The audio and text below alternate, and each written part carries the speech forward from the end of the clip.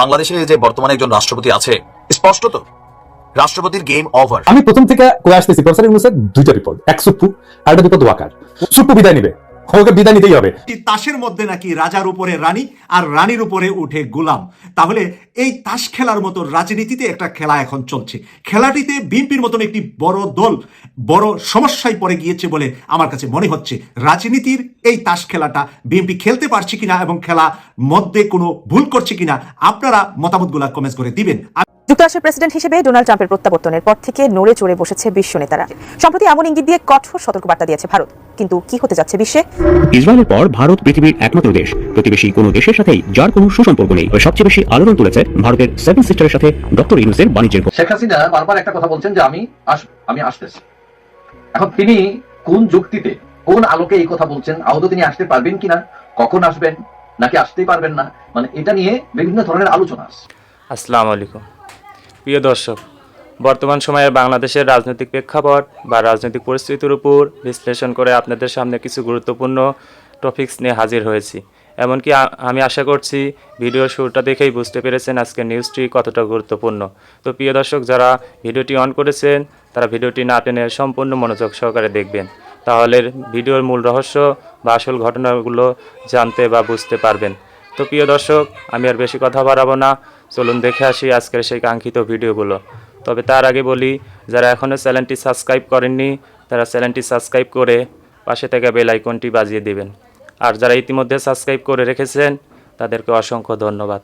তো চলুন দর্শক, আমরা একটা লাইক দিয়ে ধারাবাহিকভাবে সকল ভিডিও বিস্তারিত আলোচনা দেখে আসি। যুক্তরাষ্ট্রের প্রেসিডেন্ট হিসেবে ডোনাল্ড ট্রাম্পের প্রত্যাবর্তনের পর থেকে নড়ে চড়ে বসেছে বিশ্ব নেতারা। দ্বিতীয় মেয়াদে হোয়াইট হাউসে ফিরে একের পর এক কঠোর সিদ্ধান্ত নিচ্ছেন এই মার্কিন প্রেসিডেন্ট, যার সবচেয়ে বেশি প্রভাব পড়তে পারে এশিয়া ও ইউরোপ মহাদেশে। সম্প্রতি এমন ইঙ্গিত দিয়ে কঠোর সতর্কবার্তা দিয়েছে ভারত। কিন্তু কি হতে যাচ্ছে বিশ্বে, জানাচ্ছেন সহকর্মী শাহাদাত রিফাত।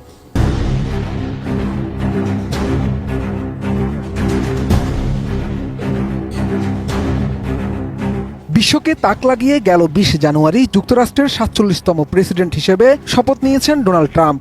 এর মধ্য দিয়ে দেশটির প্রেসিডেন্ট হিসেবে দ্বিতীয় মেয়াদে দায়িত্ব গ্রহণ করলেন রিপাবলিকান এই নেতা।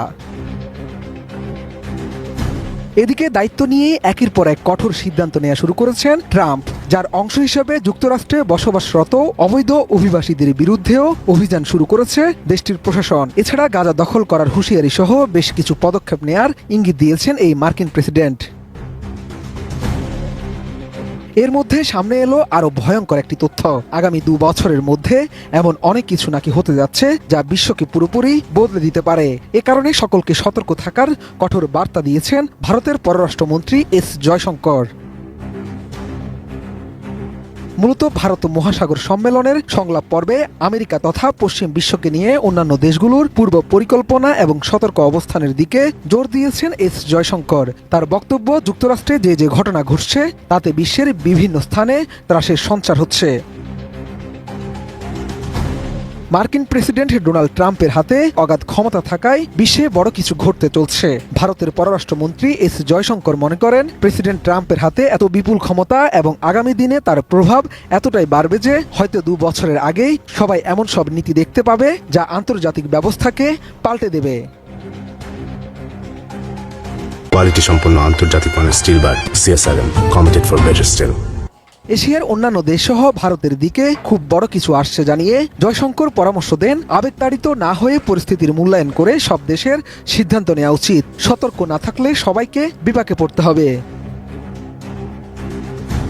ভারতের পররাষ্ট্রমন্ত্রী এস জয়শঙ্কর আরও বলেন, পুরনো অভ্যাসকে আঁকড়ে না ধরে থেকে পরিস্থিতির মূল্যায়ন করতে হবে। তারা চান বা না চান, পরিবর্তন যে আসছে এটা সকলকে বুঝতে হবে। এই বদলের কিছু অংশ নিশ্চয়ই তাদের কাজে আসবে, যেখান থেকে সুযোগ খুঁজে নিতে হবে। পশ্চিমা দুনিয়ার আধিপত্য নিয়েও সরব হয়েছেন জয়শঙ্কর। তিনি খানিকটা কড়া সুরে বলেছেন, তাদের যে সমস্ত বিষয় নিয়ে বুঝতে হচ্ছে তার অন্যতম হলো পশ্চিমা বিশ্বের একাধিপত্য। সেই আধিপত্য জারি করা হচ্ছে মানবাধিকার এবং মূল্যবোধের মোড়কে। জয়শঙ্কর মনে করেন, ভারতের এখন বলার সময় এসেছে। মার্কিনিরা যে পথে চলছে তাতে তাদের সুবিধা হতে পারে, কিন্তু সবার জন্যই রাস্তা এক নয়।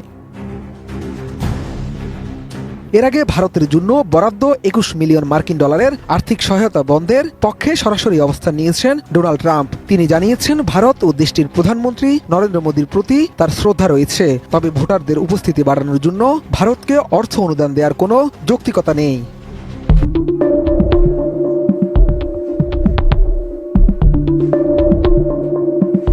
2024 সালের 1 সেপ্টেম্বর অষ্টম শ্রেণীর ছাত্রী স্বর্ণা দাসকে গুলি করে হত্যা করে ভারতীয় সীমান্তরক্ষী বাহিনী বিএসএফ। শুধু স্বর্ণাই নয়, 2024 সালে সীমান্তে 24 জনকে গুলি করেছে ভারত, যা পৃথিবীর আর কোথাও হয়নি, বলেছেন পররাষ্ট্র উপদেষ্টা তৌহিদ হোসেন। ভারতের এই নজিরবিহীন বর্বরতার মধ্যেই মঙ্গলবার বিএসএফ মহাপরিচালক দালজিৎ সিং চৌধুরীর সাথে বৈঠক করেছেন বিজিবি মহাপরিচালক মেজর জেনারেল মোহাম্মদ আশরাফুজ্জামান সিদ্দিকী। ইসরায়েলের পর ভারত পৃথিবীর একমাত্র দেশ, প্রতিবেশী কোনো দেশের সাথেই যার কোনো সুসম্পর্ক নেই।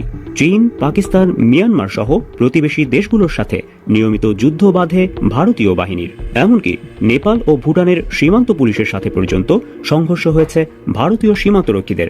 একমাত্র বাংলাদেশই ছিল ভারতীয় বাহিনীর সকল হতাশা প্রকাশের জায়গা। শেখ হাসিনার নতরজানু পররাষ্ট্রনীতির কারণেই মার খেয়েও মার হজম করে গেছে বাংলাদেশ। কিন্তু ডক্টর ইউনূস দায়িত্ব গ্রহণের পর স্পষ্ট ঘোষণা করেছেন ভারতের সাথে সম্পর্ক হবে সমান মর্যাদার ভিত্তিতে। প্রতিবেশী নেপাল, ভুটানের অর্থনৈতিক উন্নয়নেরও সহযোগী হওয়ার ঘোষণা করেছেন। তবে সবচেয়ে বেশি আলোড়ন তুলেছে ভারতের 7 সিস্টারের সাথে ডক্টর ইউনূসের বাণিজ্যের ঘোষণা। ভারতের পূর্বাঞ্চল, ভারতের 7 সিস্টারের একই অবস্থা। তার সমুদ্র দর্শন তার হয় না, হবে না। তার সঙ্গে আমরা যোগ দিয়ে একসঙ্গে এই অর্থনৈতিক অঞ্চল, আমাদের যে সমুদ্র বন্দর, তাদের মাল আনা নেওয়া করবে, আমাদের মাল আনা নেওয়া করবে, তাদের কাছে যাবে, তাদের অর্থনীতি আমাদের অর্থনীতি দূর একসঙ্গে রাখবে। শেখ হাসিনা বারবার একটা কথা বলছেন যে আমি আসতেছি। এখন তিনি কোন যুক্তিতে, কোন আলোকে এই কথা বলছেন? আদৌ তিনি আসতে পারবেন কিনা, কখন আসবেন, নাকি আসতেই পারবেন না, মানে এটা নিয়ে বিভিন্ন ধরনের আলোচনা আছে। এখন বিভিন্ন জায়গায় আওয়ামী লীগের লোকদের উপর আক্রমণ হচ্ছে, তারপরে পুলিশের বিচার, বিভিন্ন বিষয় ইস্যু নিয়ে আওয়ামী লীগ সরব আছে, এবং শেখ হাসিনা বলছেন যে তিনি আসবেন, আসলে বিচার করবেন, যারা ক্ষতিগ্রস্ত হয়েছে তাদের সাহায্য করবেন, ইমেল পাঠাইতে বলতেছেন। তো তিনি এত জোর কোথায় থেকে পান? কিভাবে বলছেন তিনি আসবেন, বিচার করবেন, এবং এটাও বলছেন যে আমি যাকে ধরি ছাড়ি না। অর্থাৎ তার কথা এটা বোঝা যাচ্ছে তিনি খুবই আত্মবিশ্বাসী। এখন কিভাবে তিনি ফিরতে পারবেন? এদিকে আওয়ামী লীগের লোকজন মোটামুটি দৌড়ের উপর আছে, কেউ জেলে, কেউ আত্মগোপনে, কেউ বিদেশে, এবং কর্মসূচি দিয়ে সরকারকে চাপে ফেলবে এই সক্ষমতা বা এই অবস্থা এখনো আওয়ামী লীগের মধ্যে ফিরে আসে না। বাংলাদেশে যে বর্তমানে একজন রাষ্ট্রপতি আছে, গণমাধ্যমে, টেলিভিশনে সরকারের সাথে বিভিন্ন রাজনৈতিক দলের যারা মিটিং করছেন, বিভিন্ন বিষয়ে সিদ্ধান্ত নিচ্ছেন। সর্বশেষ ঐতিহাসিক যে ডিসি সম্মেলনের যে একটা প্রথা আছে রাজনৈতিক, আপনার এই ডিসি সম্মেলন আমাদের রাষ্ট্রপতির ইস্যু যে একটা বিষয় ছিল, সেখান থেকে সরিয়ে দেওয়া হয়েছিল রাষ্ট্রপতি শাহাবুদ্দিনকে। আর এবার যে সিদ্ধান্ত নিয়েছে এটা স্পষ্টতই রাষ্ট্রপতি শাহাবুদ্দিনের জন্য চরম অপমানজনক। এখন আছে না, ধরেন বাঘ খাঁচার মধ্যে পালমো, একটা গুতা দেমো, হ্যাঁ, তারপর বাঘ একটা বিলাইয়ের মতন হয়ে যাবে, দেখতে ভালো লাগবে, বিষয়টা অনেকটা এরকমই হয়ে গেল না? যদি রাষ্ট্রপতির দরকার না লাগে বাদ দিয়ে দেন, সিস্টেমে বাদ দিয়ে দেন, কিন্তু না, সংবিধানকে নিজেদের যেই এই সরকারের বৈধতার জন্য রাষ্ট্রপতি রাখাটা জরুরি, কিন্তু বাসার ভিতরে খাওয়া দাওয়া ছাড়া আর কিছু নাই।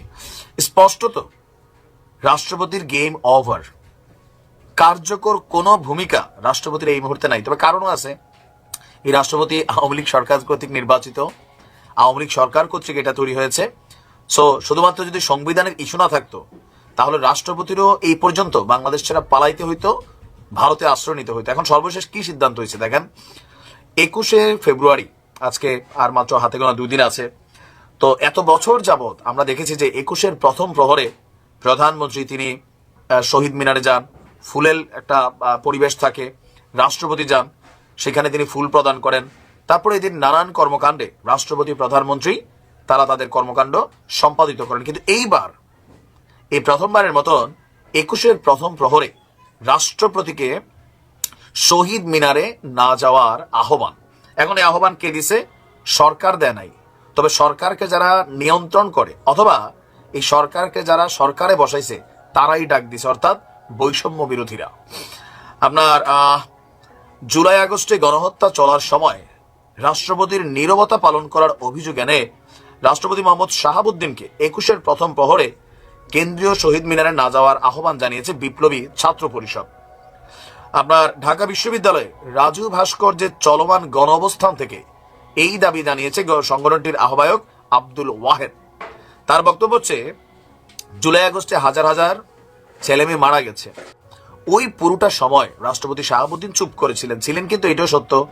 আর এখানে যে রাষ্ট্রপতি শাহাবুদ্দিনের জায়গায় যদি বাহাবুদ্দিন হইতেন, দল যদি বিএনপিও থাকতো, তিনি যে কোনো কথা বলতেন, বাংলাদেশের রাজনীতিতে আমরা এমন দৃশ্য কিন্তু দেখি নাই কখনো। বাস্তবতা হচ্ছে যে থাকতো সে চুপ করেই থাকতো।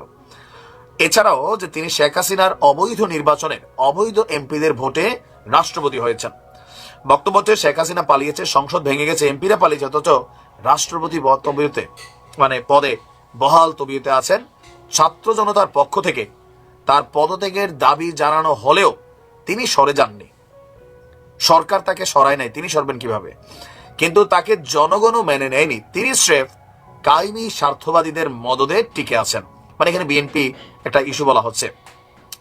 তো তাদের দাবি, আমাদের রাষ্ট্রপতি যিনি আছেন তিনি ঢাকা বিশ্ববিদ্যালয়ের ক্যাম্পাসে পা রাখবেন না, 21শে ফেব্রুয়ারি প্রথম প্রহরে শহীদ মিনারেও আপনার যাবে না।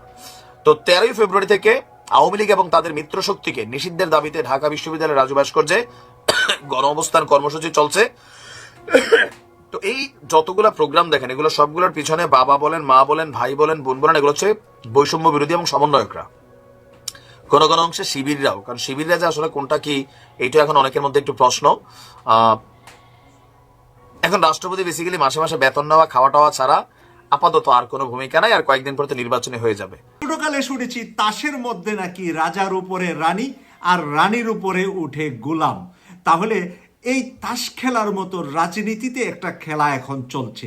খেলাটিতে বিএনপির মতন একটি বড় দল বড় সমস্যায় পড়ে গিয়েছে বলে আমার কাছে মনে হচ্ছে।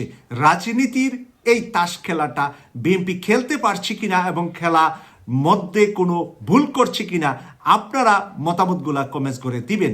আমি তুলে ধরছি আজকের একটি গুরুত্বপূর্ণ তথ্য, একটি আভ্যন্তরীণ নিউজ আপনাদের সামনে প্রকাশ করছি। আভ্যন্তরীণ নিউজটা হলো ইউনিয়ন পরিষদ স্থানীয় সরকার নির্বাচনের যে দাবিটা এখন উঠেছে, বৈষম্য বিরোধী ছাত্ররা এবং জামাত সহ বেশ কয়েকটি ছোট দল চাচ্ছে যে স্থানীয় সরকার নির্বাচন আগে হবে, পরে হবে সংসদ নির্বাচন। কিন্তু বিএনপি বলছে যে সংসদ নির্বাচন আগে হবে, তারপরে স্থানীয় সরকার নির্বাচন করবে নির্বাচিত সরকার। এই নিয়ে যখন একটা ধূম্রজাল চলছে, তখন স্থানীয় সরকারের মন্ত্রণালয়ের দায়িত্বে আছেন আসিফ মাহমুদ। আমরা সবাই চিনি, একজন তরুণ আছেন এখন স্থানীয় সরকার মন্ত্রণালয়ের উপদেষ্টা। সে প্ল্যান করছে এখন, তাহলে স্থানীয় সরকার কাঠামো যেহেতু ভেঙে গিয়েছে, তাহলে সেখানে প্রশাসক নিয়োগ দেওয়া হবে। মেম্বার আর চেয়ারম্যানের জায়গায় যদি প্রশাসক সরকার নিয়োগ দেয়, তখন কি আর বিএনপি সেখানে স্থান পাবে? সেখানে কি জামাতও তেমন স্থান পাবে কিনা, এখানে কিন্তু সন্দেহ আছে। প্রিয় দর্শক, আমি আশা করছি নিউজটি সম্পূর্ণ মনোযোগ সহকারে দেখেছেন। নিউজ সম্পর্কিত কোনো তথ্য বা মতামত থাকলে কমেন্ট বক্সে জানিয়ে যাবেন। আজকের মতন এখানে শেষ করছি, ফিরছি পরবর্তীতে কোনো নিউজ নিয়ে। এ পর্যন্ত ভালো থাকবেন, আল্লাহ হাফেজ।